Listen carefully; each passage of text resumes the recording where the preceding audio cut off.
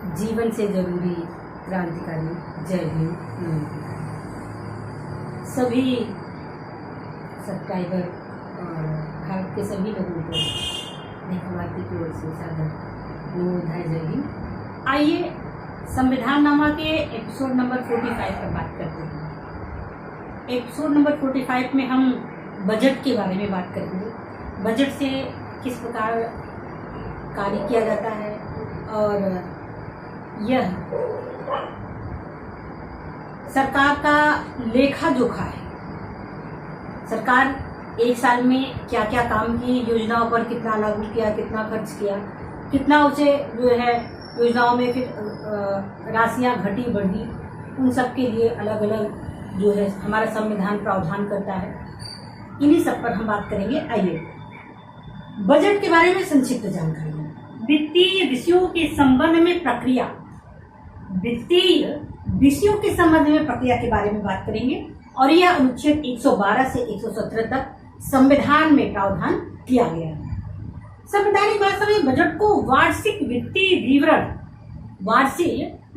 विवरण कहा गया है और यह सरकार के एक साल का पूरा लेखा जोखा होता है। संविधान के अनुच्छेद 112 में बजट के बारे में उल्लेख किया गया है। अनुच्छेद 112 के अनुसार भारत का राष्ट्रपति प्रत्येक वित्तीय वर्ष के संबंध में संसद के दोनों सदनों के समक्ष एक वार्षिक वित्तीय विवरण पेश करेगा। दोनों सदनों के समक्ष जो है पेश मतलब रखवाएगा। ये कंपलसरी है, बाध्यता है कि राष्ट्रपति इस कार्य को करवाएं। बजट पेश करवाना संवैधानिक दायित्व है माननीय राष्ट्रपति का। भारत के बजट के बारे में, भारत सरकार की प्राप्तियों और व्ययों जो प्राप्त हो रहा है हमारे टैक्स से, जो भारत के नागरिकों के द्वारा भारत सरकार को टैक्स प्राप्त हो रहा है, उन व्ययों को वो खर्च कहाँ हो रहे हैं, उनका विवरण जो है बजट में दिया जाना चाहिए।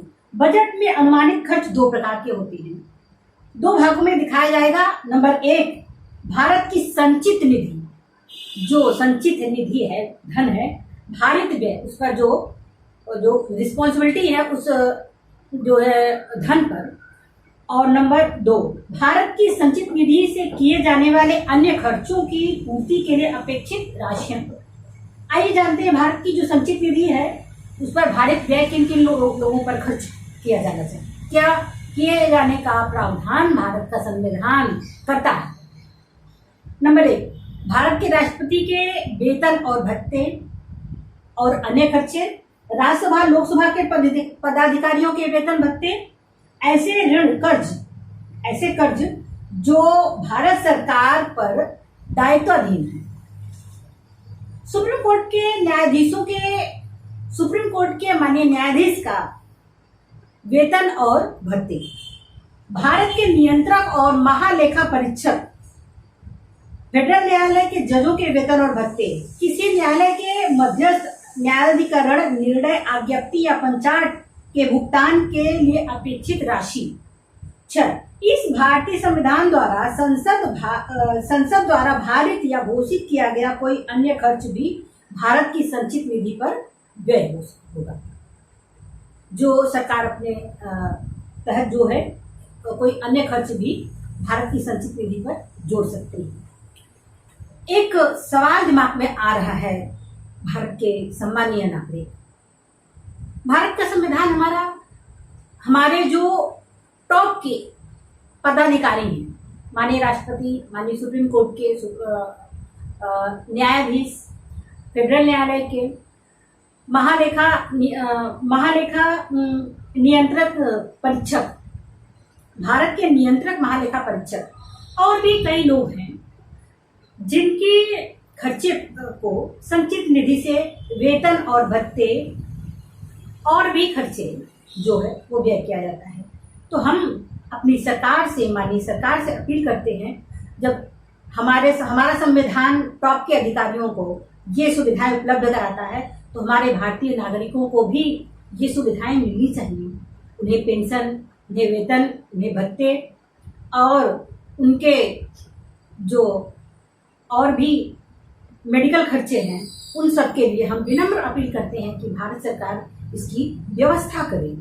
भारत सरकार अपने नागरिकों के मूल अधिकारों का, अपने नागरिकों के मूल सुविधाओं का ध्यान रखे, ये हमारी विनम्र अपील है। और जो भी हमें सुन रहे हैं वो इस बात पर विचार करें कि हमारी सरकार को इस पर ध्यान देना चाहिए या नहीं देना चाहिए। आइए आगे बढ़ते हैं। अनुच्छेद 113 भारत की संचित निधि पर भारित व्ययों पर मतदान का प्रतिषेध करता है, क्योंकि ये एक जिम्मेदार व्यक्तियों पर किए गए खर्च की बात करता है, इसलिए इस पर मतदान का प्रतिषेध है। लेकिन संसद में इस बात की जो है चर्चा की जा सकती है। अनुच्छेद 113 कहता है भारत की संचित निधि व्यय संबंधित आकलन संसद में मतदान के लिए पेश नहीं किया जाएगा, लेकिन संसद में मतदान के लिए खर्च की प्रत्येक राशि पर संसद में बहस का अधिकार होगा, क्योंकि संसद को, भारत के नागरिकों को ये जानने का अधिकार है कि जो संचित निधि है वो कहाँ खर्च हो रही है, किन व्यक्तियों पर, किन योजनाओं पर, किन लोगों पर यह खर्च हो रही है, क्योंकि ये भारत के नागरिकों के टैक्स के द्वारा जो संचित हो रही है निधि। इसलिए नागरिकों को यह जानने का अधिकार है कि वो उनके जो टैक्स के पैसे हैं वो कहाँ खर्च हो रहे हैं। लोकसभा किसी मांग को स्वीकार या अस्वीकार कर सकती है, उसके मांग को घटा या बढ़ा सकती है। सभी अनुदान की मांग राष्ट्रपति की सिफारिश के बिना नहीं की जा सकती है। आइए विधेयक कितने प्रकार के होते हैं इनके बारे में जानकारी करते हैं।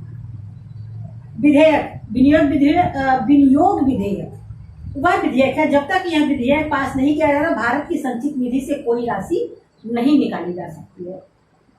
नंबर 2, अनुपूरक अनुदान। विनियोग विधेयक में शुरू किए गए कार्यों पर, विनियोग विधेयक में शुरू किए गए कार्यों पर जब खर्च कम हो जाता है तो विनियोग विधेयक पास करके उन खर्चों को पूरा किया जाता है। लेखानुदान, प्रत्यानुदान, अपवादानुदान विधेयक के ये प्रकार।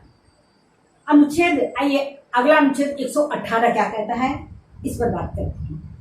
संसद विधि, गौर करें हमारे भारत की सम्मानीय नागरिक, संसद किस प्रकार चलेगी। संसद की एक पर्टिकुलर विधि है जिसके द्वारा संसद जो है उस विधि से संचालित होगी। संसद का संचालन संसद विधि से होगा।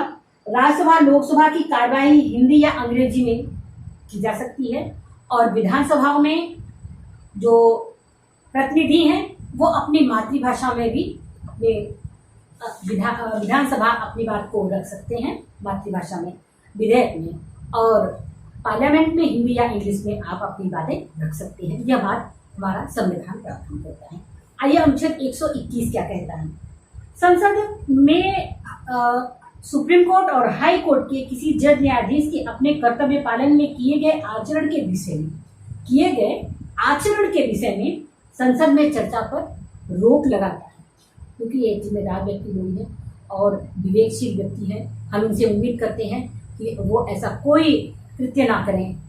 हमारे भारत के संविधान सभा के लोगों ने यह विचार किया कि सुप्रीम कोर्ट की जो न्यायाधीश हैं वो पंथनिरपेक्ष, बंधुता, समता और एकता, अखंडता पर हमारी उद्देशिका पर कार्य करेंगे, इसलिए इनके बातों पर जो है चर्चा पर रोक लगाया गया है। सिवाय उस परिस्थिति के जब हटाने का प्रस्ताव लाया गया, अगर किसी न्यायाधीश को हटाने का प्रस्ताव लाया गया हो तब इस बात की बाध्यता नहीं होती है। हटाने का प्रस्ताव संकल्प है तो चर्चा हो सकेगी। अनुच्छेद 122 न्यायालयों द्वारा संसद की कार्यवाहियों की जांच का निषेध किया गया। यह आज के लिए इस वीडियो में इतना ही।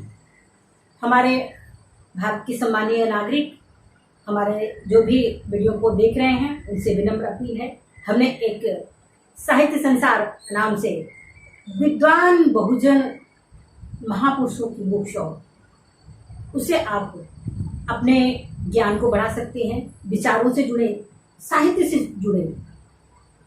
भारत को बनाने में जिन लोगों का हाथ रहा है उनको भी पढ़ने का प्रयास करें, उनको भी पढ़ने के लिए अपने घर में पुस्तकें रखें। बच्चे पढ़ेंगे, हमारी बहनें पढ़ेंगी, हमारी माताएं बहनें देखेंगी और जब देखेंगी तो वो सीखेंगी।